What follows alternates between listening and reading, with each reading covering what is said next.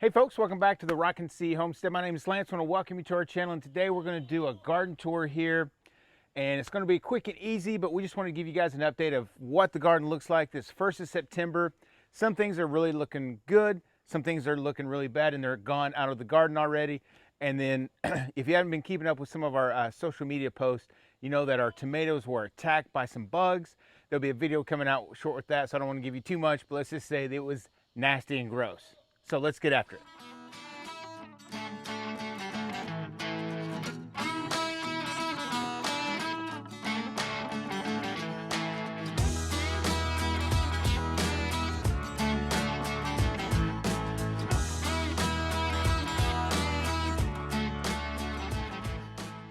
All right, so here we are. We're out in our herb garden right here.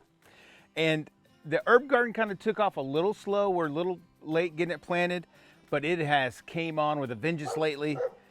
Here's our little spearmint plant. It has really come on really well. And it looks like everything's kind of jumping out and starting to grow, trying to spread. That's right, it did come from a volunteer plant, didn't it? So that was one from last year that just had a little itty bitty plant on it, and we planted it over here and it worked well. Of course, our sage, looking really good. I love these big old leaves. And then of course our basil, as you can see, we may need to make some pesto, I don't know, but something happened. Something needs to happen. This thing's out of control. We started with 2 parsley plants this year. One completely died out.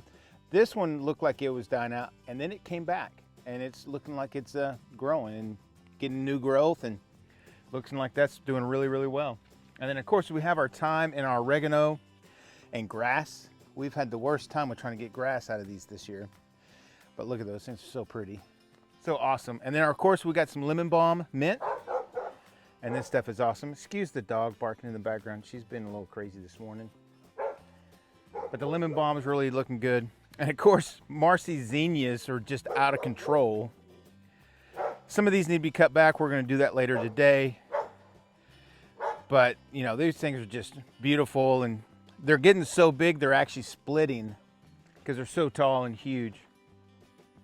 So as I was saying earlier about our tomato plants, so we got blister beetles on our tomato plants. I spent a couple nights, probably about 5 hours all in, pulling these things out. I've probably pulled off 200 of them. But this morning I came out and I noticed, because I kind of cleaned up everything in the garden yesterday, I noticed that we have this little green, and they look like little grenades. So what this is hornworm poop. So that means we've got a hornworm or multiple hornworms up in this area. Now the other day I found one and I thought I eradicated them, but so we'll come out tonight. We'll even show a little video of that, but we use a black light and they show up really well on a black light, and they do work really well. So I've had to kind of clean up the tomatoes and kind of clean up the bottom half of them, kind of take off all the foliage. Still got a little bit of work here, but all the way up to where like the fruit is, where the tomatoes are, I kind of cut all that stuff down. It's called lollipopping them, just like this. So it's like a big stick, like a lollipop. Still got some work to do, but way better.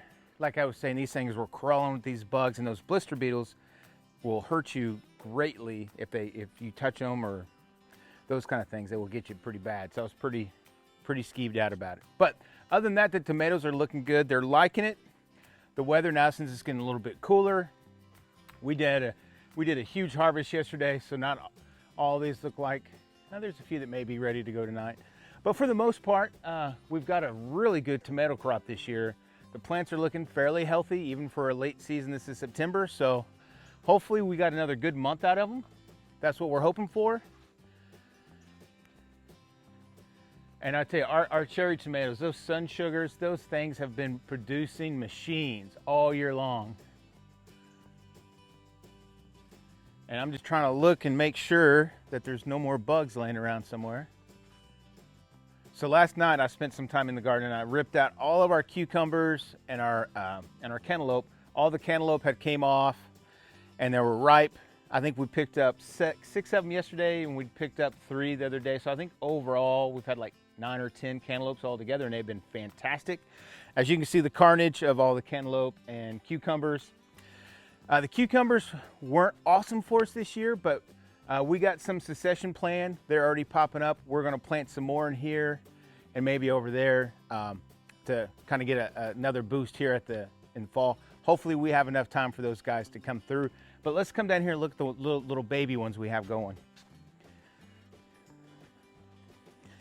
So we did a little succession planting. So we got probably about 7 cucumber plants right over here.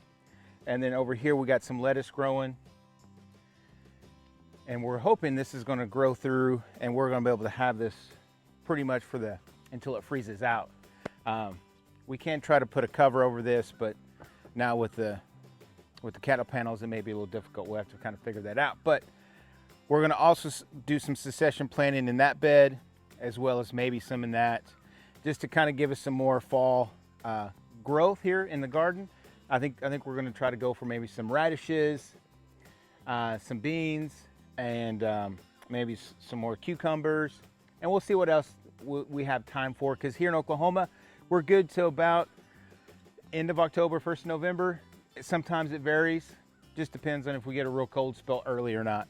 But I'll say one thing our garden is really good at is we can grow peppers like nobody's business, man. All right, so now we're in our pepper section. So we grow all of our peppers in these metal self-watering tubs. If you guys haven't seen our video on how to do these, we'll put a link up above, but they are fantastic. Got peppers in here. Now, it had been super hot this year, so the peppers that are kind of the sweet bell peppers, we had to put up some shade cloth because they were really struggling with the amount of heat and sunlight it was getting. We were at 105, 110 for multiple days, and they were taking a hurting, but they're looking better. We had one pepper plant that died out early, not for sure why, but I cut that out yesterday, and hopefully the rest of these are going to be doing well. And here's some more sweet peppers. Again, I harvested a bunch of peppers yesterday, but you can see we got a bunch of green stuff still coming on. We're just ready, waiting for these guys to ripen up. Now, one thing we picked a lot of, and when I say I harvested peppers, I picked a 5-gallon bucket of peppers yesterday. And one of the major ones were the jalapenos, and it looks like I missed some. But we just had a ton of these. They're not huge. Oh, that was tough. They're just small ones, but they're great tasting. And like I said, I'll wait to come pick these. But another thing that we had, not only did we have a huge amount of these jalapenos, but our habanadas, which is a non-hot habanero pepper. This plant was crazy full with them. And these are you can see the little orange ones. These are ones I left because they weren't ripe enough. These don't really ripen once you pull them. They don't get more ripe. So whatever they were when you pull them is what they're gonna stay. So I must have pulled probably 100 of these yesterday. I must have left one, but look how pretty that is. That's a pretty pepper. And the best thing, no heat, but you have that great smoky habanero flavor. It's awesome, just love it. Just eat it. But over here's another bell pepper we have. This is called an Alesia bell pepper, and it kind of looks like a little heart, and they turn bright red. And these are so sweet and great tasting, and they're really good producers. But again, this was one of the ones that struggled with the heat. So we kind of ran into some problems, but with this shade cloth and a little cattle panel over it, it solved it and worked out really well. So folks, hope you liked the garden tour, but I will say this. So even though we have, you know, the raised beds, the metal tubs, all this kind of stuff, what really makes this garden grow well is our super soil. And if you haven't seen that video, there'll be one popping up over here on the screen. Make sure you click on that and watch that video, because the soil that you use makes a huge difference in your garden. So from our homestead years, see you on the next video. Bye.